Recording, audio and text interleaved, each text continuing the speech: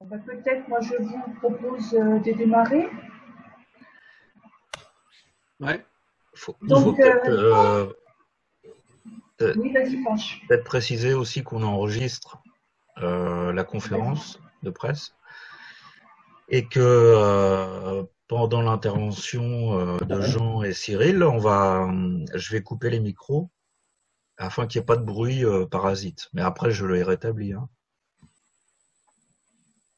Voilà, donc, conférence de presse de lancement d'initiative Capital Exit. Donc, bon, ben, si les problèmes techniques sont résolus et de droit à l'image, hein, puisque cette conférence de presse est enregistrée et qu'on la mettra sur notre site et sur notre Facebook. Donc, si quelqu'un ne souhaitait pas apparaître, il faudrait qu'il le dise maintenant ou se taise à jamais. Voilà. Merci d'être présent à cette conférence de presse pour le lancement de l'initiative Capital Exit. Vous avez peut-être déjà vu qu'on avait un site et qu'on était présent sur les réseaux sociaux. Donc, sans plus attendre, je vais passer la parole à Jean-Sèvres et puis à Cyril. Alors, cette conférence de presse va se dérouler de la manière la plus simple possible, c'est-à-dire qu'il y aura une intervention à deux voix qui sera assez rapide. Ensuite, ça sera la place aux questions.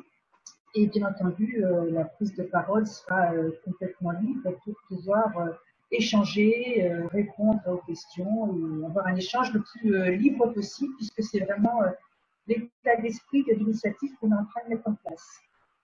Voilà, donc je ne sais pas, Franche, j'ai rien oublié. Non, c'est Si, nickel. Peut-être si remercier le journaliste de l'Humanité d'être présent quand même. oui, bien sûr. Merci à Sylvestre d'être présent. Sylvestre. Et donc, je vous propose de démarrer. Donc, Jean, vas-y. Bonjour à tout le monde. Sous le choc de l'actuelle pandémie, de multiples voix s'élèvent pour appeler à la reconstruction d'un nouveau monde, ce que d'aucunes et d'aucuns appellent déjà le monde d'après. Pour les classes dominantes, ce monde d'après ressemble furieusement au monde d'avant. La fragilisation de nos sociétés est pour elles une occasion rêvée de renforcer leur pouvoir et leur domination en se cachant derrière une expression consensuelle. Mais pour d'autres, le monde d'après exprime un vrai désir de changement, déjà traduit par un grand nombre d'initiatives, pour le moins hétéroclites, appels, propositions de rencontres, programmes de déconfinement, etc. Mais, sauf exception, ces initiatives ne vont pas jusqu'à remettre en cause le capitalisme lui-même. Or, c'est bien lui qui a rendu possible l'émergence du coronavirus et qui prépare déjà probablement les prochaines pandémies, en surexploitant la nature et en détruisant les habitats de la faune sauvage. C'est bien sa soif sans limite de profit qui, en laminant nos structures de santé et en sapant nos systèmes de solidarité, lui a conféré sa dimension dévastatrice et meurtrière. Ce virus agit comme un révélateur et met à nu la vérité profonde du capitalisme. Il n'est plus qu'une fuite en avant, irresponsable et suicidaire, attisée par la privatisation du monde et l'auto-valorisation sans limite du capital. Crise financière de 2008, crise sanitaire de la Covid-19, guerre à répétition, crise climatique à peine commençante, crise humanitaire et sociale, la logique à l'œuvre est toujours la même. Le capitalisme génère des problèmes globaux qui brutalisent et déstabilisent nos sociétés. Et loin de les résoudre, les solutions qui s'inscrivent dans sa logique aggravent ces problèmes jusqu'à les rendre dramatiques. Capitalisme, c'est donc aujourd'hui le nom d'une crise globale de civilisation, constituée de multiples crises imbriquées les unes dans les autres et cumulatives. Crise économique, crise politique, crise sociale, crise écologique, etc. Une crise globale qui porte en elle la mort en détruisant la planète et en ruinant tout ce qui fait notre humanité. Une crise globale qui devient incontrôlable parce qu'en nous privant de tout pouvoir sur nos vies et sur la marche du monde, le capitalisme nous empêche d'intervenir à hauteur de ce qu'il est nécessaire de faire pour redresser la barre et changer radicalement de direction. Dit autrement, il fonce droit dans le mur et nous embarque avec lui dans sa course folle. Voilà pourquoi, selon nous, il n'est guère exagéré d'affirmer que le capitalisme est entré en phase terminale. Voilà pourquoi nous affirmons qu'il n'y a qu'un seul moyen réaliste d'éviter les catastrophes imminentes qui nous menacent, engager sans délai la sortie du capitalisme en enclenchant la marche en direction d'une société sans classe où notre sort cessera d'être absolument subordonné aux intérêts égoïstes d'une infime minorité. La tâche est énorme, mais nous n'avons plus le choix. Certes, ce capital exit peut sembler hors d'atteinte, voire utopique. L'un des effets les plus mortifères du capitalisme, c'est de nous faire croire qu'il n'y a pas d'alternative. C'est de nous rendre impuissants pour désirer, concevoir et faire advenir un futur qui soit le nôtre, à partir d'une compréhension approfondie et élargie de la réalité et d'une appropriation politique des opportunités qui la traversent. Pourtant, l'après-capitalisme n'a rien de chimérique. Au contraire, il est plus que jamais un futur possible, de la productivité sans précédent du travail à l'élévation générale des niveaux de qualification, en passant par l'amorce de communisation du pouvoir économique que représente l'existence de la cotisation sociale. Les moyens matériels, intellectuels et sociaux afin de résoudre dans l'intérêt général nos lourds problèmes d'aujourd'hui et de demain sont là. Trop peu encore, mais de plus en plus, sont celles et ceux qui prennent conscience de la possibilité d'engager dès maintenant la sortie du capitalisme. En témoigne de manière encourageante la multiplication des espaces de vie en rupture avec le système dominant. C'est dans la prise de conscience générale de cette possibilité qu'est le germe décisif d'un après-capitalisme viable, désirable et émancipateur. Vers quelle forme concrète de société plus humaine s'agit-il d'aller? Seul devra en décider le débat public, à chaque pas démocratiquement arbitré entre citoyennes et citoyens bâtissant ce nouveau monde. Mais on peut dire sans risque d'erreur qu'il travaillera à déployer notre pouvoir commun de décision et d'intervention dans tous les domaines qui façonnent le monde, en rendant progressivement irréversible notre appropriation commune et directe des moyens de production et d'échange. Ce que dessine, certes à petite échelle et de façon partielle, l'économie sociale et solidaire, le monde associatif et les nombreuses expériences autogestionnaires, il mettra fin au règne de la propriété lucrative qui n'a comme seule logique l'accaparement privé des richesses sociales et pour seul horizon le profit immédiat. Il garantira notre droit individuel et collectif à la propriété d'usage des entreprises et de tous les modes d'activité sociale, nous rendant ainsi maîtresses et maîtres des conditions, des moyens et des finalités de notre travail. En tournant le dos à la marchandisation pour lui substituer la coopération, dans un esprit d'émulation, d'autonomie d'initiative, en vue de rechercher et d'atteindre le bien commun, elle cherchera à conjuguer satisfaction des besoins sociaux, épanouissement des personnes et respect de notre environnement. En faisant de la politique une compétence partagée, il permettra à toutes et à tous d'être pleinement associés à la conduite des pouvoirs publics. L'heure n'est plus aux demi-mesures qui s'épuisent à relancer et à réguler un système à bout de souffle. Même dans nos initiatives les plus modestes, nous devons commencer par les fins, en pensant, en agissant au-delà du capitalisme et en avançant dès maintenant vers une société sans classe, produite par et pour l'émancipation de chacune et chacun. Faire partager très largement cette conviction est la première tâche que s'assigne Initiative Capital Exit. Mais comment sortir du capitalisme? L'histoire nous a appris que bien des voies supposées y parvenir n'étaient pas les bonnes.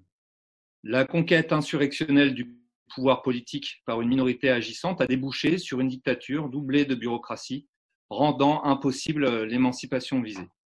D'un autre côté, l'accession démocratique par la voie électorale à la direction de l'État s'est avérée presque systématiquement récupérable par le capital, amenant à une vraie trahison des engagements pris devant le peuple. Le pouvoir d'intégration politique de l'État capitaliste, c'est-à-dire sa capacité à faire intérioriser et accepter ces normes aux forces mêmes qui le contestent, a été et est encore fortement aujourd'hui sous-estimé. C'est ainsi que les forces de changement, qui ont fait reposer leurs espoirs de transformation de la société sur la conquête électorale du pouvoir d'État, se sont retrouvées, à leur tour et plus ou moins progressivement, conquises par l'État et digérées par le système. Quant aux multiples alternatives de terrain, coopératives, ZAD et autres, elles préfigurent sans aucun doute de réels possibles émancipateurs. Mais sans coordination entre elles, ni montée en généralité politique de leurs activités, elles ne peuvent parvenir à créer un rapport de force susceptible d'imposer une sortie générale du capitalisme. Il nous faut donc inventer une voie inédite de sortie du capitalisme. Et c'est la dynamique même de celui-ci qui peut nous mettre sur la voie. Car en effet, face à une formation sociale qui nous dépossède de tout pouvoir sur nos vies, alors même que nous avons aujourd'hui toute faculté de les prendre en main, une stratégie de transformation révolutionnaire ne peut être à la hauteur de son ambition que si elle est déterminée à défier les capitalistes sur ce terrain du pouvoir dans toutes les dimensions de la vie sociale. Là se situe le clivage décisif de classe qui existe entre nous et l'infime minorité qui nous dépouille de nos capacités et nous prive d'avenir. Ce qui est à l'ordre du jour, ce n'est rien de moins que l'enclenchement d'un mouvement général d'appropriation commune et directe de tous les pouvoirs et de toutes les puissances sociales. C'est donc à une levée en masse autogestionnaire, un véritable révolutionnement démocratique conduit et piloté par la classe des dépossédés, soit l'immense majorité de nos concitoyennes et de nos concitoyens, que nous appelons. Il s'agit d'engager sans attendre une intense entreprise de conviction, une gigantesque bataille d'idées couplée à des initiatives pratiques visant à transformer dès à présent et concrètement les rapports sociaux dans un sens post-capitaliste et à nous rendre maîtresses et maîtres de nos lieux de travail et de nos espaces de vie.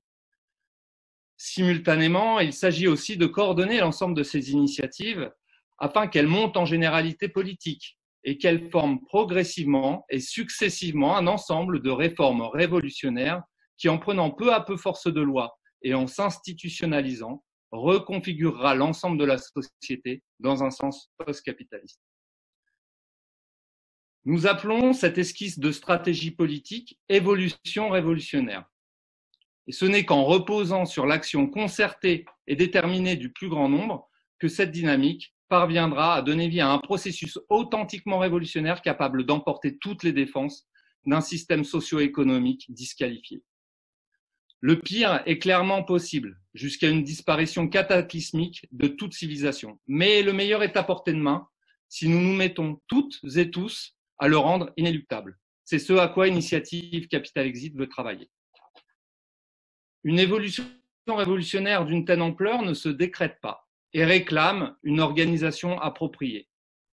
Centré sur la vie électorale et la gestion institutionnelle, organisé de manière hiérarchique, le parti vertical ne peut convenir pour développer l'autonomie d'initiative généralisée dont nous avons besoin pour transformer directement et concrètement la vie sociale. Le mouvement strictement horizontal ne fait quant à lui pas plus l'affaire. Évanescent, sans colonne vertébrale politique, il est incapable de poursuivre une visée cohérente dans la durée avec énergie et esprit de suite. En carence d'anticorps démocratiques et en déficit de portage collectif, il est à la merci des chefs charismatiques, des ambitions personnelles et des entreprises autoritaires. Nous appelons donc à l'invention d'un mode inédit d'organisation que nous nommons provisoirement moteur d'initiative et qui serait agencé selon le principe organisationnel de ce que nous appelons l'horizontalité centralisée. De quoi s'agit-il ? D'initier la formation d'un vaste réseau durable de collectifs thématiques conçus comme des libres associations politiques de personnes, chacun travaillant en toute autonomie à la transformation post-capitaliste d'un domaine spécifique de la vie sociale en s'emparant de sujets divers qui font la société. Par exemple, la généralisation de la cotisation sociale comme moyen de communiser le pouvoir économique, la démocratisation de l'économie par l'éviction des actionnaires, l'extension des services publics démocratisés comme moyen de répondre par nous-mêmes à nos besoins sociaux, ou encore la démocratie repensée radicalement comme une conduite commune de la société par les citoyennes et les citoyens associés. Ces collectifs thématiques mèneraient des campagnes suivies pour faire progresser dans la société des idées, des propositions post-capitalistes et contribuerait au développement des espaces de vie en rupture avec le système. Afin de produire une dynamique politique cohérente, ils travailleraient dans le même temps à se lier entre eux et à interagir les uns avec les autres pour constituer un espace de centralité politique. Cette centralité, sans pouvoir de direction, aurait pour rôle de coordonner l'action, de faire circuler l'information, de mettre à l'étude les difficultés rencontrées, d'expérimenter les solutions possibles. Nous sommes lucides. Ce que nous lançons n'est qu'une initiative parmi d'autres et aux forces encore bien modestes. Mais pour autant, nous assumons et nous revendiquons la grande spécificité politique de notre entreprise et son énorme ambition de transformation révolutionnaire. Dès à présent, nous souhaitons retrousser nos manches et nous y mettre, en suscitant la création d'autant de collectifs thématiques qu'il sera nécessaire, en travaillant sans exclusive à partir de la visée post-capitaliste et de la stratégie d'évolution révolutionnaire à la convergence des initiatives de même orientation, et enfin, en œuvrant à la coordination, à la montée en généralité politique de l'ensemble des forces vers la production d'un ensemble de réformes révolutionnaires. La participation à Initiative Capital Exit n'est exclusive d'aucune autre visée compatible, partisane, syndicale ou associative. Venir y travailler n'exige aucun examen d'admission, mais seulement une ferme adhésion à la tâche ici définie et l'engagement de respecter toujours les principes de la démocratie majoritaire. Nous-mêmes, qui nous lançons aujourd'hui dans cette aventure, venons d'horizons très divers et ne sommes pas d'accord sur tous les sujets. Les désaccords seront fréquents entre nous, mais une saine coopération dans un esprit de sororité et de fraternité politique sera engagée entre les différents collectifs thématiques, en vue de dessiner la meilleure voie possible vers notre émancipation. IC n'est donc synonyme d'aucune orthodoxie, ancienne ou nouvelle, mais rêve, yeux grands ouverts, d'opposer au drame sans nom où nous courons la quête d'une issue exaltante aux fins candidates au succès.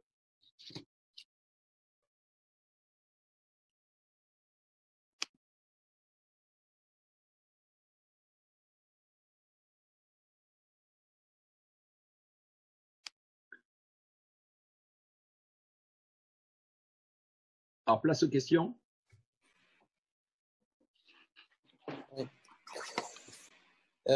Vous m'entendez? Oui. D'accord. Je n'étais pas sûr que le micro fonctionne bien.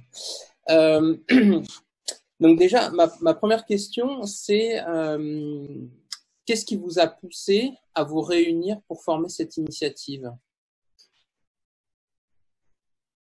Alors là, je peux peut-être essayer de répondre à cette question, puisqu'au départ, c'est la publication d'un livre animé par Lucien Sèvres et moi-même, donc un dialogue entre un père et son fils sur l'urgence d'envisager le post-capitalisme. Donc c'est ce livre qui a suscité la formation de ce collectif, qui a voulu le concrétiser. Et donc depuis des mois, Lucien Sèvres, avant son décès, a largement contribué à enclencher ce processus. Et donc, nous voilà aujourd'hui continuer dans cette trajectoire dessinée. Je ne sais pas si quelqu'un veut rajouter quelque chose là-dessus. Enfin, peut-être en complément, effectivement, la lecture du livre, et je pense que c'est ce qui est vrai pour moi a été vrai pour d'autres, a été un déclencheur, puisque moi, ce qui m'a vraiment intéressé dans ce livre, c'est que, bien entendu, il y avait une analyse que je partageais sur l'état du monde, la cause qui en était le capitalisme et la nécessité d'en sortir. Mais j'allais dire, ces analyses, elles sont assez nombreuses aujourd'hui. Et l'intérêt justement du livre était de proposer une méthode justement pour sortir de ce capitalisme, ce qui en faisait l'originalité vraiment de la démarche par rapport à d'autres. Et donc, c'est-à-dire ce qui a été développé, rendre hégémonique des idées qui permettraient justement d'être des piquets pour aller vers cette société sans classe. Et donc, suite à ça, il y a eu des échanges entre nombreuses personnes et on s'est mis d'accord pour dire c'est intéressant d'essayer de se retrousser les manches et de créer ces collectifs pour commencer à travailler ensemble, même si on vient d'horizons différents, qu'on a encore certainement des divergences sur certains points, mais justement, c'est ces divergences qui font notre richesse et on a commencé de cette manière-là à travailler ensemble et j'espère être de plus en plus nombreux. Alors, étant entendu qu'on est déjà un groupe de plus d'une trentaine de personnes. Oui, j'imagine que tout le monde n'a pas pu forcément venir Voilà. Il y a aujourd'hui. beaucoup d'absents.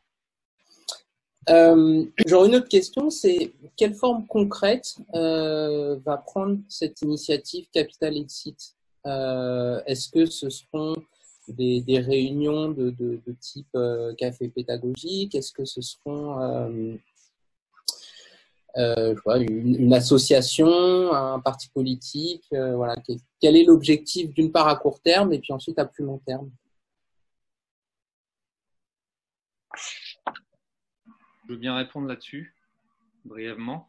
L'idée, comme on l'a dit dans l'intervention, c'est d'engager vraiment un travail concret centré sur la réalité de la société à partir de deux axes de réflexion. Déjà, travailler sur des propositions et des idées qui seraient vraiment porteuses d'un dépassement du système et ensuite avoir aussi une pratique concrète de transformation de la société. Donc, pour l'instant, le moteur de l'initiative, c'est la constitution de collectifs thématiques centrés sur divers sujets. Donc, pour l'instant, il y en a 4 que j'ai cités dans mon intervention sur les services publics, sur une économie sans actionnaires, sur une nouvelle conception de la démocratie. Et le but du jeu, c'est vraiment d'engager un travail collectif autonome, parce que l'ensemble des collectifs sont autonomes, pour dégager des pistes de reconfiguration non capitalistes et post-capitalistes sur l'ensemble de ces sujets. Donc c'est vraiment un travail concret. Après on tâtonne, hein, on est au début. Donc on recherche aussi des voies d'organisation et ça va se faire en avançant. Et alors, vous parliez aussi d'un objectif de réunir le plus grand monde. Aujourd'hui, on peut constater un certain désamour, si je puis dire, des Français de manière générale envers la politique et surtout envers la capacité de la politique en général à changer la société. À quel point cette initiative peut permettre justement de penser qu'un monde nouveau et un monde surtout alternatif par rapport à ce qu'on nous impose aujourd'hui est possible? Oui, bonjour Boris. Je vais tenter de répondre à cette question. Je pense qu'aujourd'hui, ce désamour des Françaises et des Français pour la politique, il est peut-être un petit peu plus aux déceptions qu'on a eues année après année, à chaque fois qu'un gouvernement, qui en général, il reniait ses promesses et ce tournant, je pense, est de plus en plus fort au fur et à mesure qu'on a avancé dans les expériences de gauche. Il me semble que l'approche de capitalistique ici est un peu novatrice. Elle consiste à partir des aspirations telles qu'elles s'expriment aujourd'hui pour dire bon, voilà comment elles peuvent s'exprimer, voilà ce qui doit être fait, avec une claire conscience, c'est qu'aujourd'hui, ces aspirations ne peuvent pas exister sans penser simultanément la sortie du capitalisme. Je vais prendre un exemple très simple pour l'illustrer. Une vingtaine d'organisations syndicales et associatives ont signé un appel pour un plan de sortie de crise il y a quelques jours dans lequel il y avait 34 mesures. Je prends juste deux mesures qui sont la 9 sur l'augmentation des salaires et la 11 sur la réduction du temps de travail à 32 heures. Bon. C'est un débat sur cette question des revenus et qui intéresse, ben oui, un maximum de gens aujourd'hui compte tenu de la crise du Covid-19 et ce qu'on a vécu, qui repose la question du revenu et du salaire d'une façon très différente. Bon, j'ai pris ma petite calculatrice et puis les statistiques de l'INSEE. Si on mouline un petit peu tout ce qui est marqué là-dedans, bon, on s'aperçoit que grosso modo, d'un point de vue macroéconomique, les entreprises ne font plus de profit. Bon, donc ça, qu'est-ce que ça signifie? Ça signifie ou on reste comme ça, ou c'est un feu de paille, ou alors on s'inscrit dans la durée là-dessus. Et si on s'inscrit dans la durée là-dessus, ben moi, des sociétés de capitaux qui font plus de profit, c'est la sortie du capitalisme, ni plus ni moins. Ben, je pense que l'intérêt de Capital Exit, c'est entre autres de réfléchir à cette aspiration générale à des revenus stables. C'est un impératif d'autant plus fort avec ce qu'on a connu très très récemment, et de montrer en quoi c'est quelque chose de profondément anticapitaliste, et de tracer sur cette thématique-là, et il va y en avoir d'autres, des voies d'une sortie du capitalisme.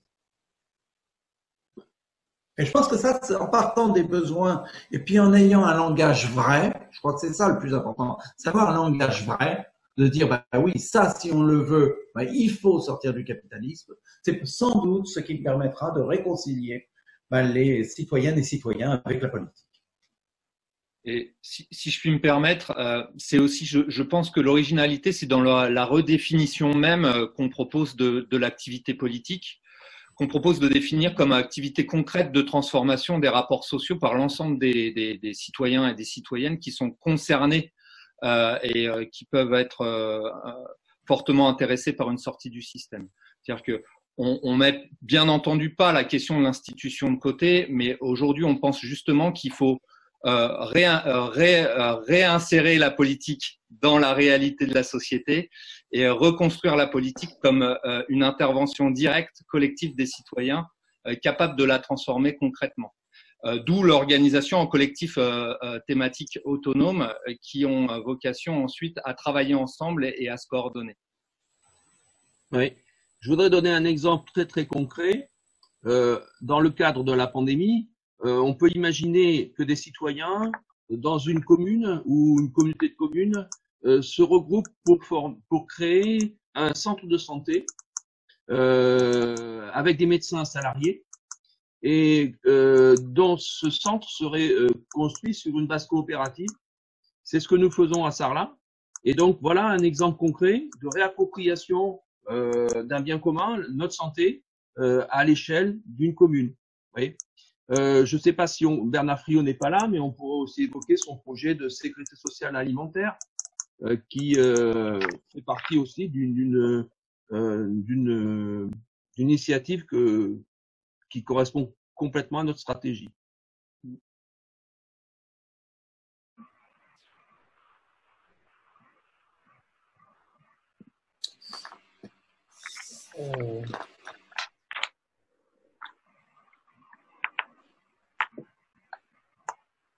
Bon, j'ai globalement les réponses aux questions que je me posais. Est-ce qu'il y a d'autres choses à ajouter ou est-ce que ce serait possible, par exemple, d'avoir la liste de l'ensemble des 30 signataires, enfin, vous m'avez dit une trentaine de personnes, ou peut-être de la publier sur votre site ou sur Facebook? Marie-Claire, il y aura un dossier de presse, il faudrait peut-être expliquer.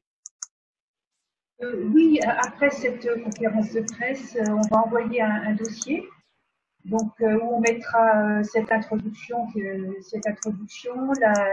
on remettra les liens vers nos sites, enfin, vers notre site et puis vers notre page Facebook, et puis on mettra également les signataires, enfin, ceux qui sont pour l'instant engagés dans les collectifs de Capital Exit, l'initiative Capital Exit.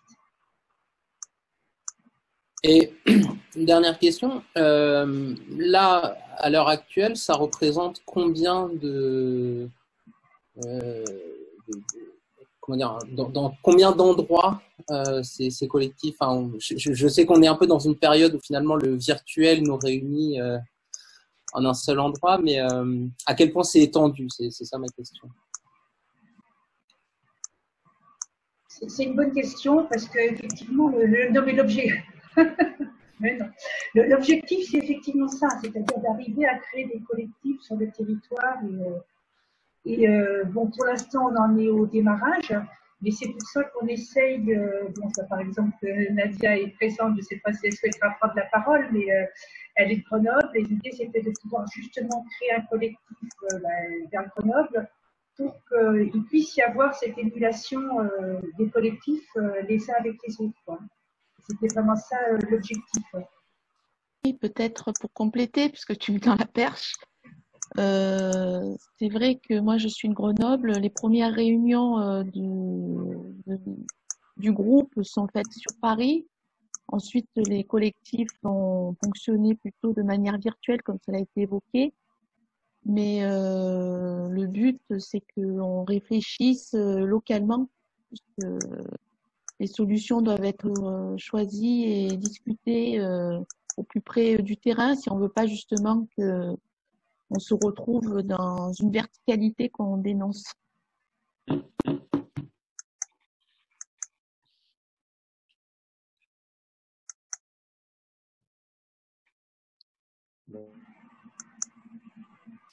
En gros, géographiquement, il y a le sud-ouest, il y a le sud-est, il y a la région parisienne. Il y a la Bretagne. Il y a la Bretagne. J'ai jamais oublié les Bretons. Non, et puis toute la difficulté, ça va être justement parce que on a une conception de l'organisation à base de collectifs thématiques, donc toute la difficulté, ça va être de conjuguer à l'approche thématique avec l'enracinement sur le terrain. Donc c'est là où il va falloir aussi inventer des choses. On est au début de notre démarche et ce qui est aussi excitant, c'est que il y a plein de choses à inventer, il y a plein de choses à expérimenter. Donc ça aussi politiquement, c'est une grande liberté. C'est très excitant de se dire qu'on a la capacité d'inventer des choses, d'expérimenter, de se tromper, mais d'explorer aussi des voies nouvelles pour essayer d'avancer vers l'émancipation.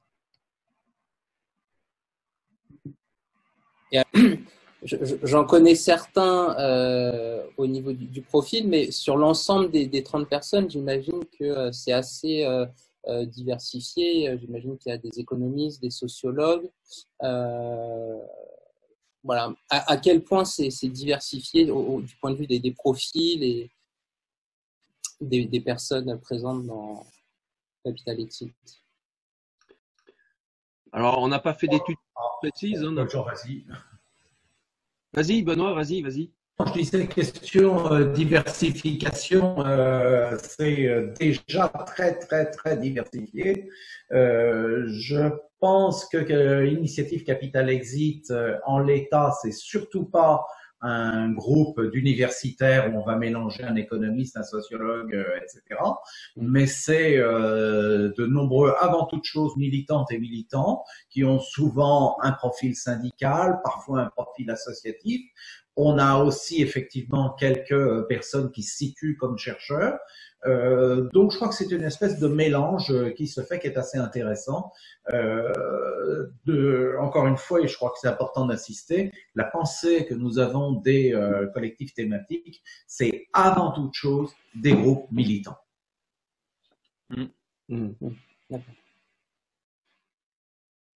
Puis après, c'est ce travail-là de terrain très concret. Ah, on n'entend plus Benoît.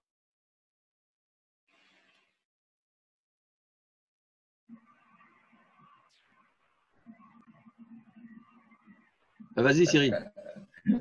Oui, c'est à partir de ce travail très très très concret aussi qu'on va pouvoir essayer de diversifier aussi la composition. C'est l'extension des thématiques visées par les collectifs aussi qui vont nous permettre d'élargir concrètement ce qu'on représente et ce qu'on est socialement. En même temps, on vise pas à la représentativité sociale parce qu'on vise au travail concret, mais c'est clair que plus on va travailler sur différents domaines d'activité, plus on sera en capacité d'élargir ce qu'on est. C'est vrai que c'est une question qu'on a bien en tête puisqu'on se la pose régulièrement quand on élargit le collectif, de dire qu'il faut bien qu'on fasse attention à pouvoir élargir, justement, avoir des gens, j'allais dire, de toutes les générations, avoir des gens de toutes les, quand même, voilà, c'est comme dit Benoît, c'est pas un truc intellectuel. On essaye aussi d'avoir des gens sur le territoire pour justement créer des collectifs dans différentes, voilà, que ce soit pas que des Parisiens. Enfin, c'est vraiment quelque chose qu'on a en tête. Et puis, comme l'a dit Benoît, on a des gens qui viennent de différents horizons, associatifs, syndicaux, politiques. Et l'intérêt, justement, c'est que ces gens-là puissent se mettre d'accord sur la manière de travailler ensemble dans ces collectifs. C'est l'originalité de la démarche. Ouais, j'aimerais rajouter que, en fait, on est tous des militants, comme le disait Benoît, associations, syndicats, partis politiques.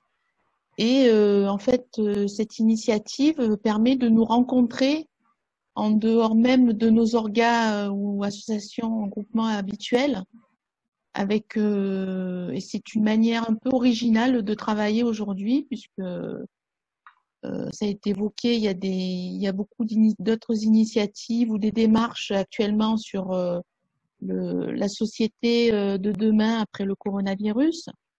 Et donc, nous, on arrive là à ce moment-là. Et en fait, on n'est pas des organes, on est des individus avec une expérience militante, une pratique militante. Et aujourd'hui, je ne vois pas d'autres endroits où, à égalité, on peut s'exprimer avec un but commun de sortir du capitalisme. Et donc, pour moi, c'est une expérience nouvelle et peut-être que d'autres personnes pourront être attirées par cette façon de fonctionner.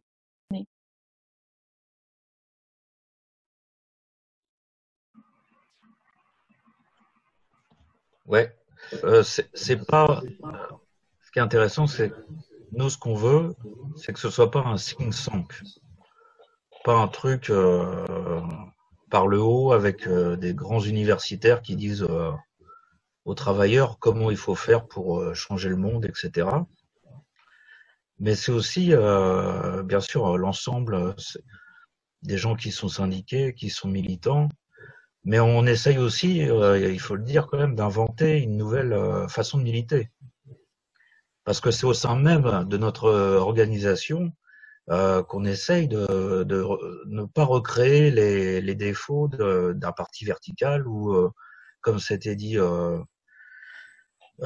par Jean et Cyril, ou un mouvement un peu évanescent qui permet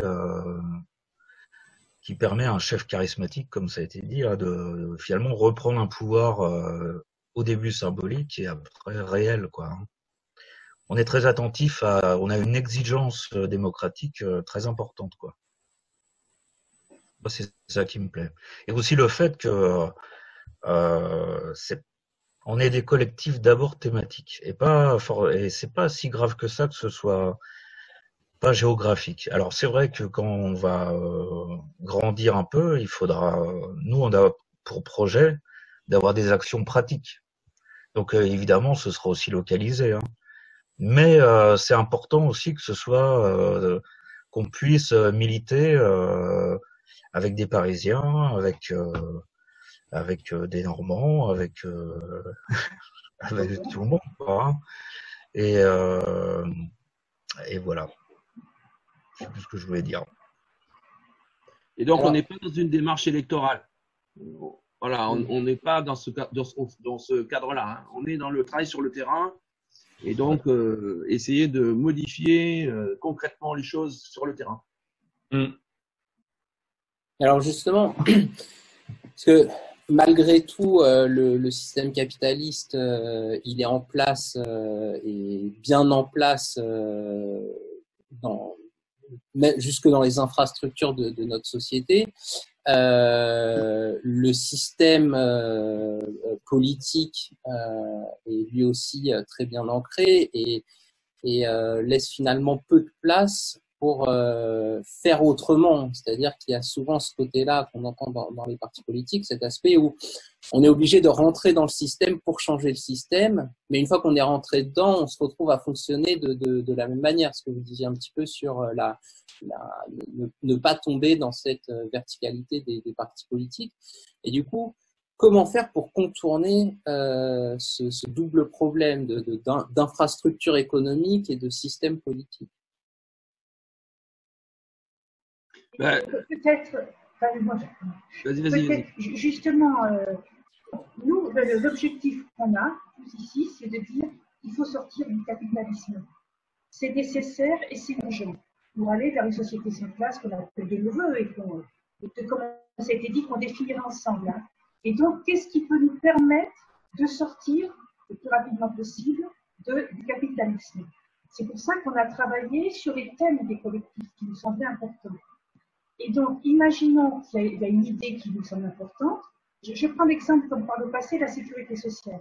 C'est quelque chose qui fortement renforce entre le rapport de force entre le capital et le travail, fait pencher la balance en faveur du travail. Voilà, donc on essaie d'identifier des idées qui, si on arrivait à les rendre hégémoniques dans la tête de tout le monde, permettraient justement d'avancer et de donner un coup au capital.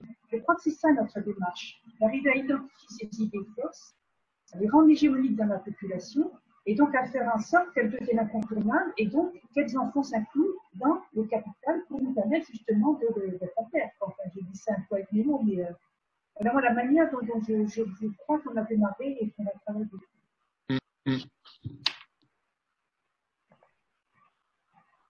Jean, oui, on peut donner un exemple qui n'est pas de notre fait. Hein. L'idée lancée par le comité interhôpitaux d'exiger l'entrée des soignants et des patients dans les conseils d'administration et plus généralement celle que Benoît de son côté virer les actionnaires des conseils d'administration. Là, on peut avancer sur ces thèmes-là, c'est-à-dire investir ces conseils et prendre part aux décisions quand c'est possible dans les services publics ou dans les entreprises.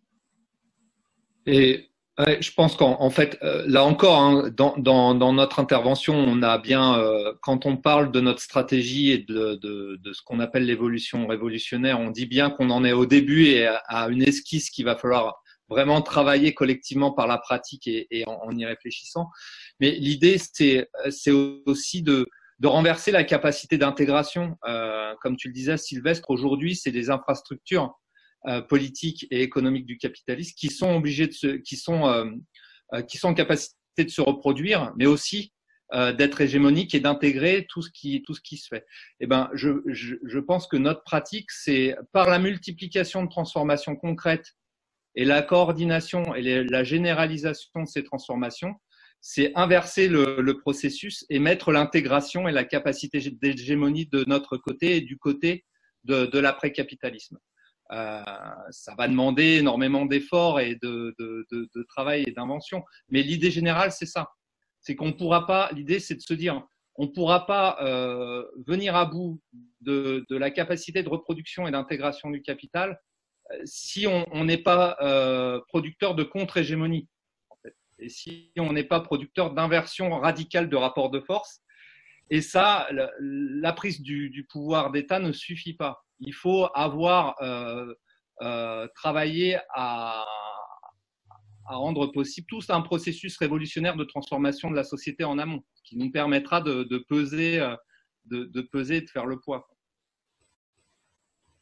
Et est-ce que vous pensez que la crise sanitaire qu'on vient de vivre, qu'on vit encore dans une certaine mesure, est-ce que c'est la crise de trop? Parce que enfin, le système capitaliste est connu pour avoir des crises de manière très cyclique.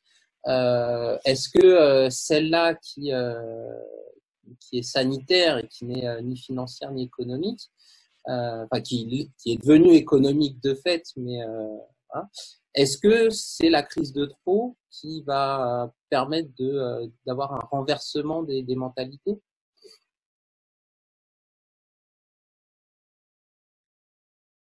Oui, je vais essayer d'y répondre.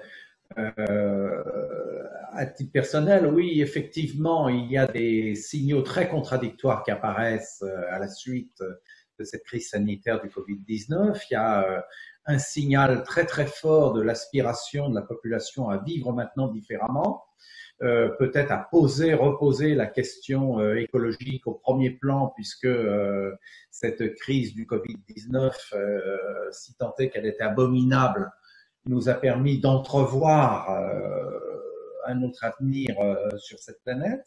En même temps, elle a posé, je pense que c'est intégralement lié, la question de l'accès aux revenus pour toutes et tous, aux salaires pour toutes et tous, même en période de crise difficile. Et on a, je dirais, cette force contradictoire aujourd'hui qui est l'assaut maintenant à nouveau et du gouvernement et du patronat pour une relance de l'économie. Alors officiellement relance, dans la réalité il s'agit de sauver les sociétés de capitaux et là on commence à demander énormément de contreparties aux salariés et c'est ce qui est en train d'arriver. On les voit arriver sur la question de réduction de salaire, d'accepter des réductions de salaire contre le maintien de l'emploi, de remise en cause de la RTT, de toute une série de choses.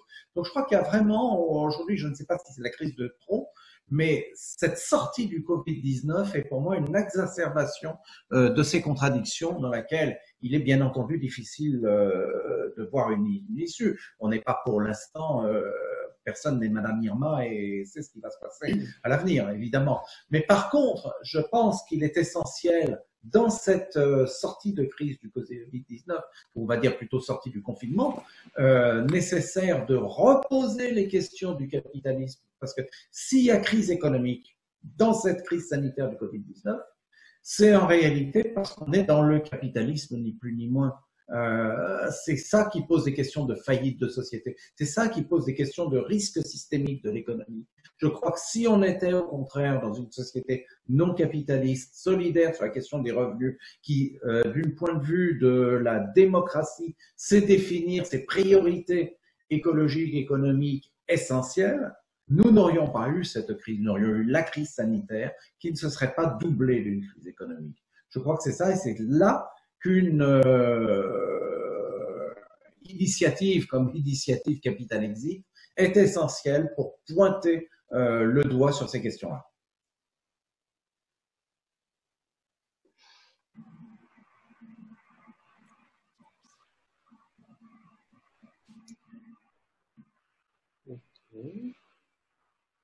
On n'entend plus Benoît. Pas Benoît. Son micro est coupé. Non, mais, ouais. Il a auto-coupé son micro. Benoît, on t'entend plus. Benoît, on Arrête de t'entend parler, pas. là. Et je vous promets, c'est pas moi qui l'ai coupé. Hein. C'est pas de la censure politique. Non, non, non. C'est censuré. Bon, peut-être si du coup on peut continuer, hein, s'il y a d'autres interventions. Ouais. On peut s'arrêter là, oui. J'essaye de l'activer, mais. Ça y est, c'est ouvert son micro, mais on ne l'entend pas. Benoît, Oui. tu nous entends? On t'entendait plus à la fin. Est-ce que d'autres personnes... Ah, ça c'est embêtant. Est-ce que d'autres personnes veulent Il n'y avait intervenir? rien qui sortait. Ouais. Et on te voyait parler, mais on t'entendait pas. À la fin. Zut. Ouais, ton son est vraiment mauvais. Hein. C'est jusqu'à quand, je sais pas. Mais le problème, ouais, bon. On Il y a a un petit problème technique, oui. On a entendu l'essentiel, mais c'est t'as repris ton propos et là on t'entendait plus. Est-ce qu'il y a d'autres personnes qui veulent intervenir? Pour répondre à la question de Sylvestre de manière très courte, je pense qu'on n'assiste pas, suite à la crise sanitaire, à un bouleversement des mentalités, mais plutôt à une prise de conscience sur certains sujets. Tout à l'heure, on évoquait la santé, par exemple, les services publics. C'est une thématique du collectif, mais pendant la période, l'utilité des services publics, de la sécurité sociale, je pense que beaucoup de citoyens en ont pris conscience sur l'aspect environnement, de la manière dont l'activité humaine aujourd'hui elle est faite. Ça a un impact sur l'environnement. Je pense qu'il y a une prise de conscience, même si ça a commencé depuis un moment déjà. Et il y a plein de sujets comme ça. Et l'enjeu, c'est comment on transforme cette prise de conscience justement en volonté d'avoir des alternatives au monde capitaliste. À l'issue de la crise sanitaire, très certainement, ce que tout le monde évoque, c'est qu'on va avoir une crise économique et sociale. Elle commence déjà. Et est-ce que cette prise de conscience va servir à empêcher les capitalistes justement à utiliser ces fameux plans de relance pour casser encore plus des solidarités du collectif, ou collectivement va-t-on réussir à justement à imposer d'autres choix de société? C'est l'enjeu.